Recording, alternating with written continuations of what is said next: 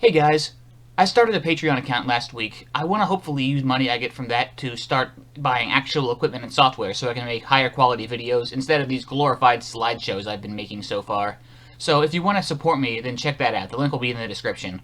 I also have my Twitter account if you want to follow me, and even if you can't support me monetarily, don't worry, because just by subscribing, sharing, commenting, liking these videos, you're helping boost them in the algorithm and getting them more attention in the long run. Once I hit 1,000 subscribers on here, I can start running ads, so that'll be really helpful too. Thanks! Clearly, it isn't enough that the Party's Reich of China has already annexed East Turkestan, Manchuria, Tibet, Hong Kong, Macau, and part of Mongolia, all of which are kept in line by the iron grip of the party's liquidation army. Nah, we need more!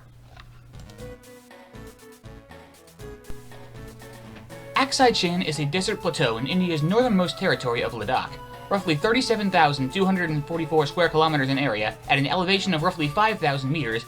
It is currently controlled by the PRC, who believes that it's a part of their provinces of Xinjiang and Tibet. It's got quite the abundance of minerals and natural resources to be mined there, which is the main reason why India and China both want to control it.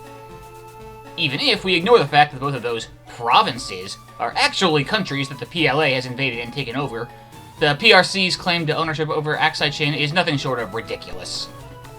This conflict can be traced back to 1865. You see, while us Yanks were busy wrapping up our civil war, the British, who controlled India at the time, were looking to establish a clearly defined border to the north. A man named William Johnson proposed what would become known as the Johnson Line, which put Aksai Chin into Kashmir's territory.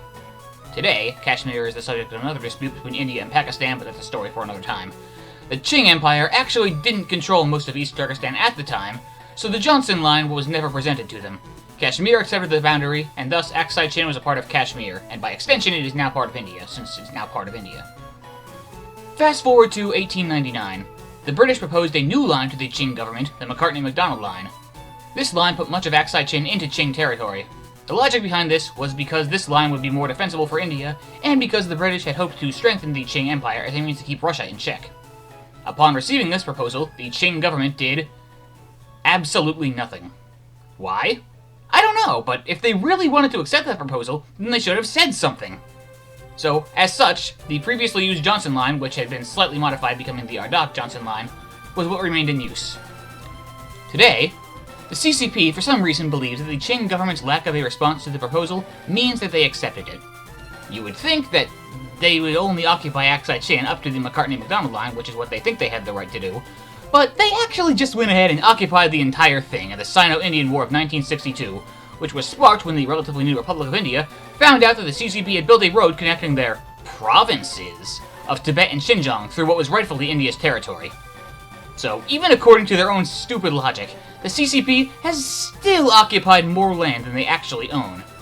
I suppose that they decided to do that in order to hold it as revenge for India not backing down on the other two major border disputes that it has with China, but shockingly, China is also in the wrong in both of those disputes too. Who would have guessed? So, let's just take a step back and look at all of this for a minute. The CCP believes it has the right to all, or at least most, of Aksai Chin, because of a border line that was proposed to the Qing government, which was not Chinese, which the Qing government did not respond to, all of which happened at the borders of two countries that the CCP occupied and invaded with military force. Yeah, it seems like pretty sound logic to me.